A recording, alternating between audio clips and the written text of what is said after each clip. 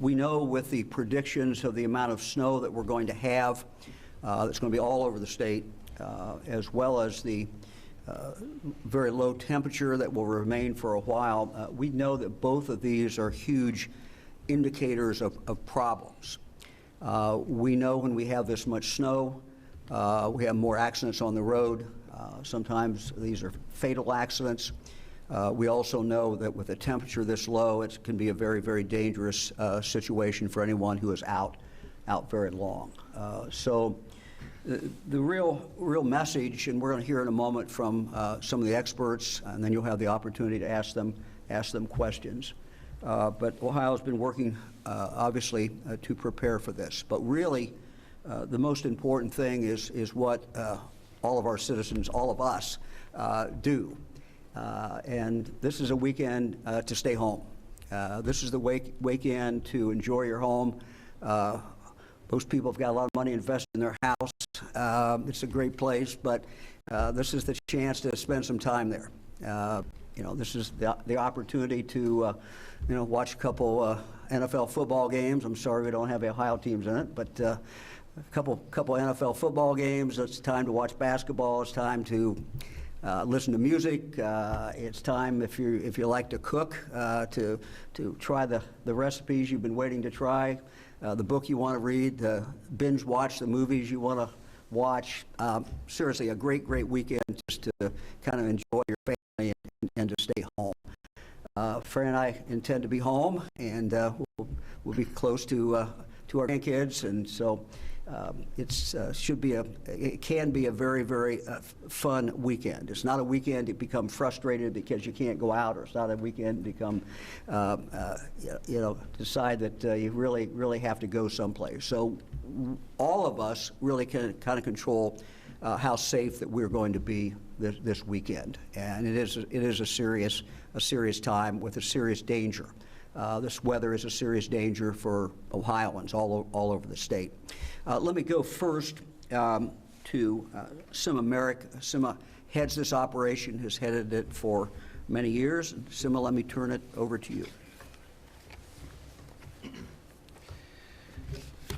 Thanks, Governor.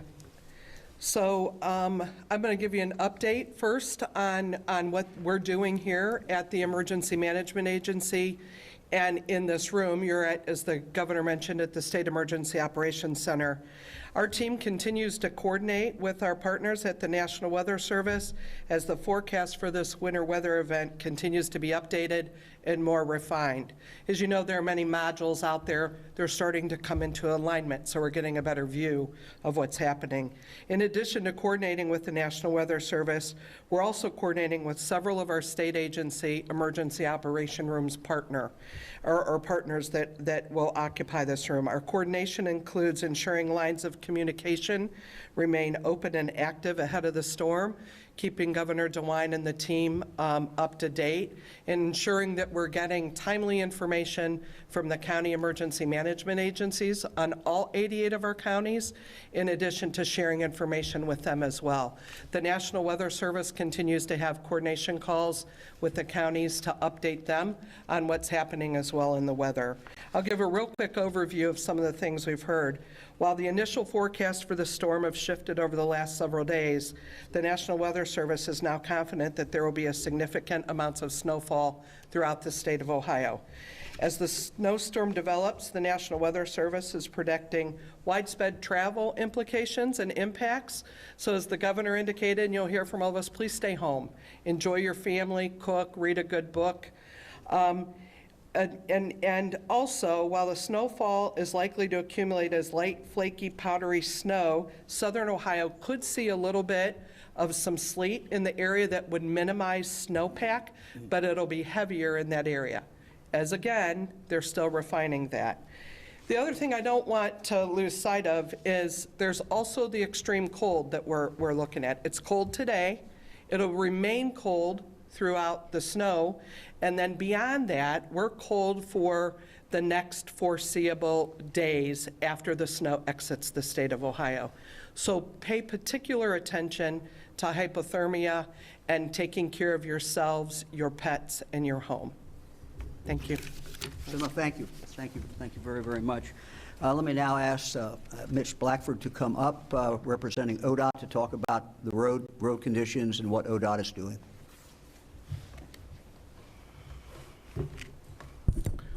Good afternoon, everyone. Thanks for attending. Thank you, Governor DeWine, and thank you, Director Merrick.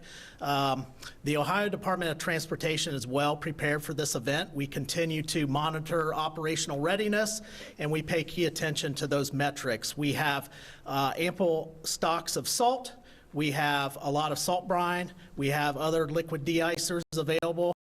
Mechanics have done a great job going through our fleet, given those last final safety checks, repairing the fleet to maintain that operational readiness in advance of this event.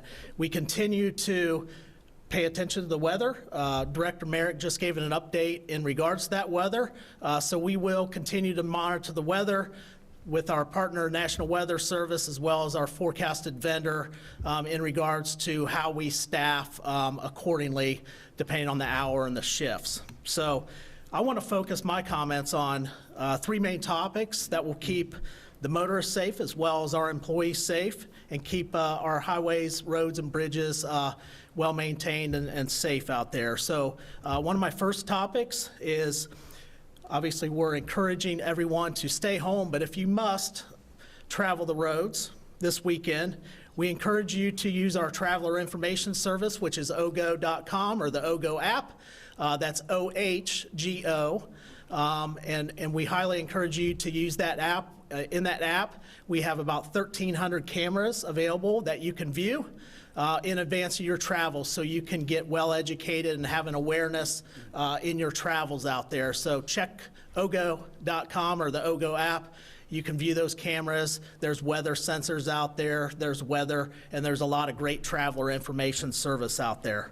Secondly, we always encourage everybody to give our crews room to work out there. They're trying to clear the roads for the motoring public, and they're trying to clear the roads for themselves. So these employees dedicate a lot of their family time and obviously their weekends and nights to try to maintain safe and passable roads for the motoring public. Try to slow down if you're going to pass, and return the favor and keep them safe as you travel the roads. If we get as much snow as predicted, it seems like the weather event is changing and it might be potentially more snow out there. Please be patient. Our main goal with an intense storm, as we navigate this intense storm, is to plow the roads and make them passable out there. Especially at night when the temperatures drop, the salt doesn't work as good. So it's a little bit slower to work out there. So we'll continue to plow the roads overnight. Salt, maybe some intersections that need attention, as well as some lanes in the interstate out there. So please be patient, give us room to work. And then once the snow ends, daylight is our friend and sunlight is our friend. So that gets the salt working. Once the snow ends, we will pay great attention to actually clearing the road down to bare pavement out there. So this is a long duration storm, so you'll see some evolution of how the road conditions are out there, but be sure once the sun comes out and once conditions present, we will be sure to clear the roads and get them down to bare pavement where you can return posted speeds and be all safe out there. So in regards to our operational readiness and our fleet readiness, we have over 1,500 trucks that will be working this event across 2 shifts because they will work 12-hour shifts. The 12-hour shifts allows them to get home, get something to eat, get well rested so they can come back to work and, you know, go the duration of this storm. So again, 1,500 trucks across 12-hour shifts. That equates to about 3,000 employees working this event. Across 43,000 lane miles. And I want to emphasize the 43,000 lane miles. That's a lot. That's a lot of ground to cover out there. So again, be patient. We're going to prioritize this, and we're going to focus on the interstate routes, priority routes, and then down through the secondaries and all that. And we'll cover every 43,000 lane mile appropriately and timely. The good thing about this storm is it's going to be a weekend event, so we won't have the AM and PM rush hour with people trying to get to work. We also won't have the schools in session and the school kids, so they'll be at home safe. So there's a lot of great things that are in everyone's favor out there. Again, we encourage you to stay home, and we'll do our job accordingly. Finally, one of the last talking points, as the governor mentioned, we encourage everybody to stay home. But if you must be on the roads, leave plenty of time to reach your destination safely. It's not worth the effort or putting time in other dangerous situations. So just leave yourself enough time to navigate the roads out there. An important safety tip for the motorists in regards to your vehicles: make sure your windshields are clear, your windshield wipers are working, the windshield wiper fluid is in the reservoir, and that way everybody can see you and you can see everybody else out there. So that's very important. Remember, our plows work at a much slower pace than the traffic out there, so keep that in mind so we don't have any rear end situations.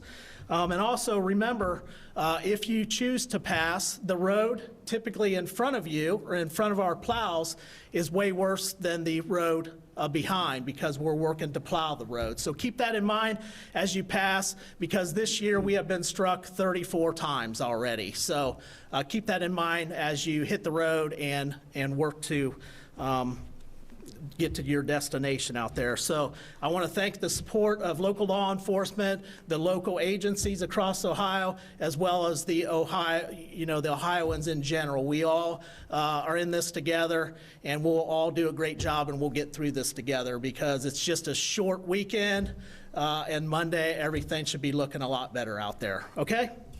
Now I'm going to turn it back over to Governor DeWine. Yep. Mitch, thank you very much. I just reiterate the one thing Mitch said. ODOT workers are out there, and many times, unfortunately, in these storms, they get struck by a car or truck. So it's a dangerous situation for them. So please do everything you can to protect them. One of the things that happens during a storm such as this is each local sheriff makes a decision, and it's a continuing decision. It's a kind of a rolling decision in regard to what the dangerous conditions are out there.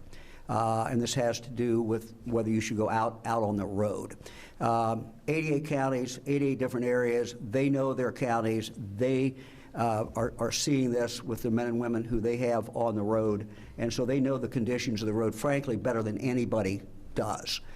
So I would just ask everyone to, as you see this, every county labeled in your media market, your area, watch for your county, because that's a decision that your sheriff and the sheriff's deputies are making to give you the best information that they can. Let me ask Sheriff John Sweeney from Madison County to come up and just talk a little bit about how they do that. Sheriff? Thanks. Thank you, Governor, and I'm jealous that desserts that Fran's probably going to make you that I'm not going to get. But the Governor is absolutely correct. As this storm develops and we start to see this kind of a snowfall inside, staying off the roadways, and then is probably the best to be. But I want to touch a little bit on our snow levels. Just like the Governor said, there's 88 different counties, 88 different sheriffs. It has different municipalities and agencies taking the snow off the roadway. We have 3 levels of snow emergency that we make a determination. And, for mine might be a little bit different than others, where we're rural. I have ODOT, my county engineer, and my municipality. So whenever we make a determination to go in there, I make sure that I consult with my engineer. I make sure I consult with the director of our ODOT within our county. As we start to see the roads become slippery and snow covered, we'll probably go up to a level 1. And, some may see the other county next to them go up to level 2. Well, they may be different. I, again, talk with those people, the county engineer and the drivers. Are their equipment working? How is the roadways? Are they starting to develop some blowing and drifting? As they become blowing and drifting, then we might go up to a level 2 snow emergency. At that point in time, we ask that you only travel on the roadways if you absolutely have to. Make sure you have the essentials at home so that you don't have to get out. And, we may stay at a level 2 for quite some time, even though if it might start to get a little bit worse or you see a little bit more drifting, we start to talk with those guys, make sure the equipment's still working and their drivers are out on the roadway. At that point in time, if it comes to a potential that we have to see a level 3.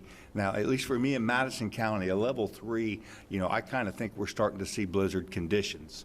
It's not the fact that maybe that there's not as much snow on the roadway that there was a level 2 than a 3, but our resources are starting to get tasked. Our troopers are not able to respond to the cars in the ditch. Our deputies can't get to the location. Our firefighters, our squads can't get to render you aid.